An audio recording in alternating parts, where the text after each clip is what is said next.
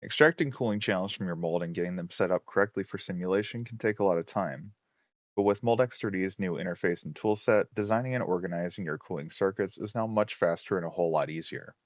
In today's advanced tips and tricks, I'll perform a mold extraction and we'll be taking a look at the new cooling channel loop wizard and how it can help streamline your cooling channel design workflow.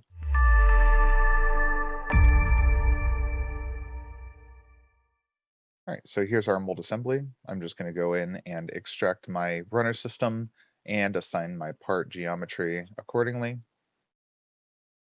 All right, this is our part geometry. Looks like it's just direct gated. So I'll go ahead and attribute this. And if you'd like a more comprehensive tutorial for this process, you can watch the video attached here. All right, I'll do an extract channel wizard on this feature here. I'll extract that guy and we'll call it as a cold runner. All right, we'll hide both those components for now. All right, so now the cooling channel system, let's take a look at what our cooling channel system looks like. Looks like we just have a bunch of straight lines going through the mold, and then they kind of loop around through external hoses and come back through this side. So we have an inlet and an outlet, outlet. And then over here, looks like we have a cooling channel that kind of wraps around the top side of the part. Same does not happen on the bottom side. Right, so we'll extract all of those cooling channels. Now, there's a few ways to go about this. You could draw the lines directly if you wanted to, but there is some other tactics that you can use to make your life a little bit easier here. My preferred methodology is isolating the objects that contain our cooling channels. All right, so I'm going to select these two, right click, show selection only. That will isolate these lines. And then I'm very simply just going to hit central line after selecting these two components. That will extract all of the center lines that exist in this mold cavity. I'll hide these two solid objects. This will leave me with just the lines. Now we have a bunch of unnecessary lines here kind of going vertically, so I'll get rid of those. All right. And so here I'm going to highlight all of the lines that are kind of contained within my cooling channel system. All right, so this looks like one cooling channel. And then all of these here kind of look like individual cooling channels as well. And we have our inlets and outlets, which we can deal with later. All right, so I'm going to add these to temporarily. I'm going to attribute these as a user-defined group. Call these cooling channel lines.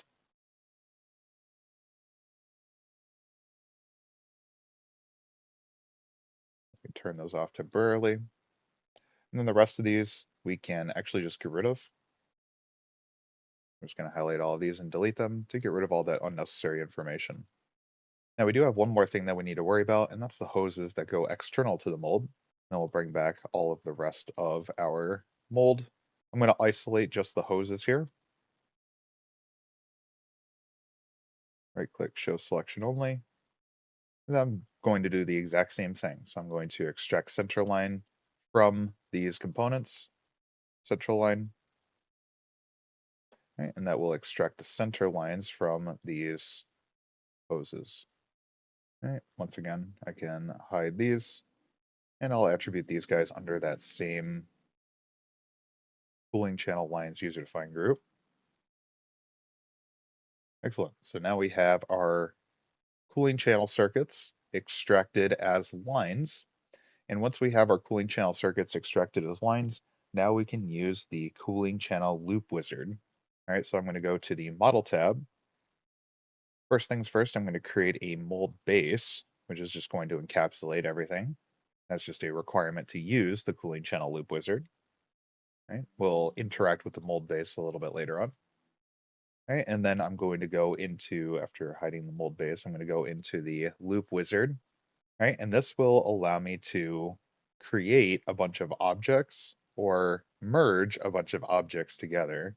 And this puts all of these tools in one place. All right, so for example, if I have curves, I have this one, this one, this one, this one, and this one. Those are curves that represent one cooling channel circuit. My inlet is here, and my outlet is here. So now I have some tools here that allow us to combine. You can see that the green curve is representing that only this line is really valid because the water is trying to flow from the inlet to the outlet, but there's no merging of the lines here. So I have a few different tools to handle this. The first one is connect curve. This will connect the curves to a external point. I have bridge curve, which will bridge two curves together using more of a smooth line. I have merge curve end, which will take two separate curves and merge them together. I have between curve, which will create curves between two selected curve objects. I have the line tool, which just allows me to draw lines. And then I have move curve end, which just allows me to directly move one end of a curve to another. All right, we're going to use the bridge curve tool, which will allow me to create a line from this point here to this point here, effectively merging the two. So I'll use bridge curve, select this point, and then select this point, and then it creates a bridge across, and you can see that the line is highlighted in green all the way up to the next break. Alternatively, I could also just draw a line directly from this point here to this point here, and then you can see that there's now a fluid connection between the two. Bridge curve could be used in a situation where I didn't have this hose object and it would create the hose for me. So if I do a bridge curve, I could go from this line here to this line here. You can see that it'll create that hose object. We'll undo that since we actually do have the lines represented by the geometry. All right, I press OK, and then it attributes those with some diameter.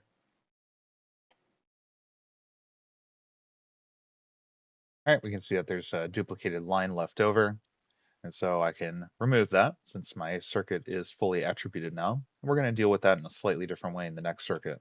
All right, so for this next circuit, before I go in and attribute anything, I'm first of all going to remove all the overlapping lines since I see that the fitting for the hose was duplicated between the hose object itself and the mold component. So instead of having to go in and delete all of those individually, I'm simply just going to use the tool called remove overlap. All right, select curves to remove overlap. I'll select everything, check mark, and it should go in and delete all of those overlapping lines automatically. Very nice tool to make things a little bit easier from a selection point of view. All right, so let's move on to the next circuit. I'll go back to the loop wizard and rotate around to the side this time so it's a little bit easier to select everything for just that loop. Enter. All right, and there's one more tool that I want to show off here, which is move curve end. I can quite literally just take this end and move it here. And then I can do the same thing, move curve end. I can move this curve of and put it there. And we can see that the whole circuit is now highlighted in green. Okay, and it creates the cooling channel for me.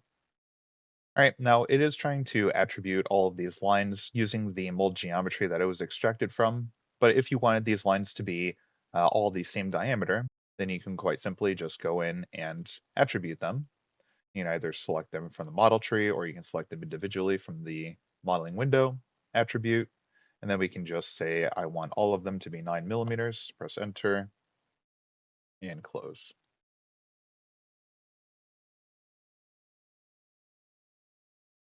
Now let's say on the bottom side here, I wanted to merge all of these lines into a singular series of cooling channels. This would be an edit from the original mold design because these were individual circuits, but actually using the tools in here, I can make this into one continuous loop to test out whether that's going to have a significant impact on the results or not.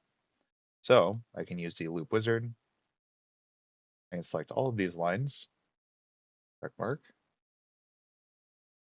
And let's say my inlet is going to be here and my outlet is going to be all the way over here. We're going to go up here, here, here. All right, so I just need to create lines that represent that circuitry. All right, so first things first, I'm going to move all of these lines, go from here to here, here to here, here to here. We'll just keep going. I think the move curve end ends up working the best here. Rather than creating a bunch of redundant lines, it just allows you to extend the lines that already exist.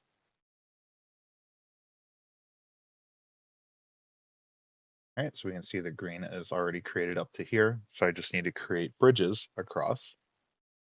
All right, so I can either use the connect curve, but connect curve would create a straight line across here. I would probably want it to be kind of similar to what I have on this side. I probably want it to be more of a curved line. And so I'll use bridge curve instead. So I'll select the end of this curve and the end of this curve, and it'll create that curve object for me. And I'll just do this all the way across. So I'll go bridge curve from here to here, right? And then one more from here to here. Excellent. And now it has highlighted the entirety of that line, and I simply just click OK to have it attribute everything all at once. I can then go in once again if I wanted to attribute everything to be the same diameter. All right, let's say I wanted the diameters here to be 8 millimeters. I can type in 8, press enter. That'll reattribute those diameters. All right, and we'll get rid of that for the time being. All right, now this last circuit, I'm going to have to do a little bit of work with. This last circuit goes around here and then out over here. And so I'm going to need to cut off a lot of these dead ends. It's not necessary, but it is useful to represent the actual flow channel rather than these dead ends. The dead ends don't necessarily hurt the simulation, but they do contribute to the element count, which can slow the simulation down. All right, so I'm going to use the cooling channel loop wizard, highlight all these, check mark, inlet will be here, outlet will be here. Now you can see that it's automatically kind of looking to remove all of these dead ends, which is great. These are what we call marks. And so you can either add a marked channel or you can remove the mark. But I'm simply just going to press OK, and it will only attribute the lines that I'm interested in. All right, if the attribute is slightly incorrect here, then I can just go in and reattribute those just like I did with the other ones, either using a box select, or I can just go into these lines specifically, edit attribute, and enter the attribute number. All right, and it creates those cooling channels for me. All right, I can turn on my entirety of my cooling circuit. Everything is pretty much already generated. There's just a couple of additional steps that we need from here. The first one is to assign hoses. These cooling channels are actually intended to go outside of the mold base, not be contained within the mold base. And so instead of attributing them as a cooling channel, I'm going to attribute all of these as what we call hoses. All right, edit attribute. And then I'm going to change the type here to be a hose. The hose is the exact same thing as a cooling channel, just it can go outside of the mold base instead of being required to be retained within the mold base. Now, the only reason I created the mold base previously was so that I could enter the loop wizard. But actually, now that our cooling channel circuits are created, I can recreate my mold base.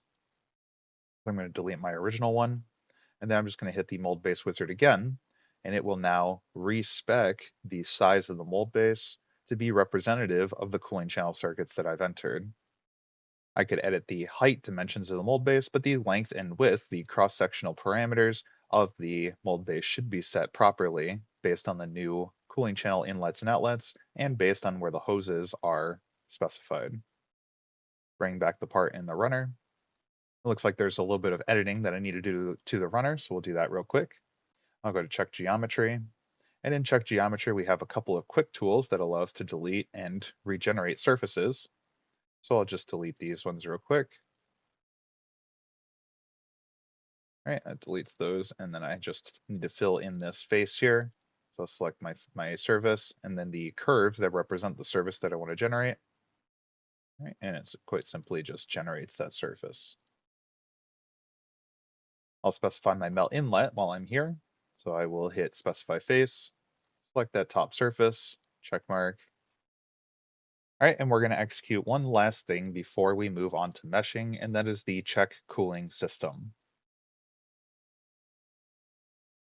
This will tell us if there's any issues, such as the inlets and outlets not being available, or if the inlets and outlets aren't on the mold base wall, or if the cooling channels are going through the part, or any of the edits of my cooling channels don't make complete circuits.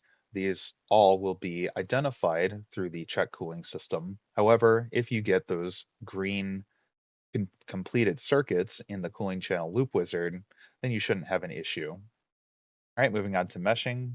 I'm just going to go ahead and generate everything. If you want a little bit more of a recommendation for how to apply the meshing parameters, you can watch the video here. But I'm just going to go ahead and generate all of these using the default Moldex3D meshing parameters.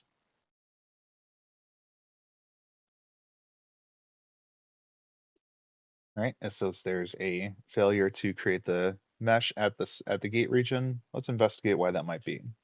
Fix improve surface mesh. I'll delete the solid mesh as I'm probably going to need some sort of repair here.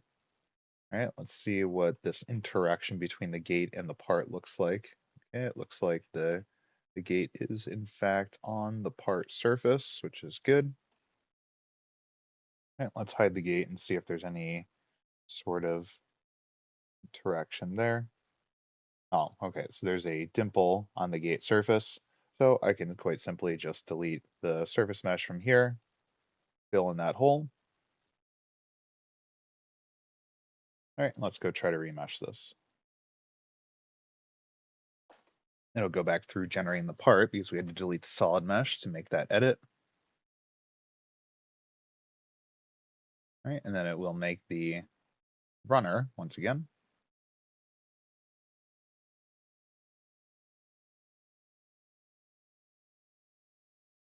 Excellent, and you can see that it goes in and regenerates the connection between the runner and the part. Our cooling channel lines are created using a nice hexahedral pattern, just like our runner. Because they are line-defined objects, they get a higher quality mesh and a more regular mesh density, which is very nice. Very cool thing about our line-defined technology. A very good benefit over using solid. And then our mold base will be generated using tetrahedral elements. All right, I hope you enjoyed this quick breakdown of the cooling channel loop wizard and how you can use it to very efficiently extract your cooling channel lines from your mold geometry. If you have any topics that you'd like to see discussed in the future, you can leave it in the comments below. You can leave a like on your way out. And please subscribe to the Moldex3D North America YouTube channel to get notified of when videos like this will be posted in the future. Thanks, and we'll see you in the next one.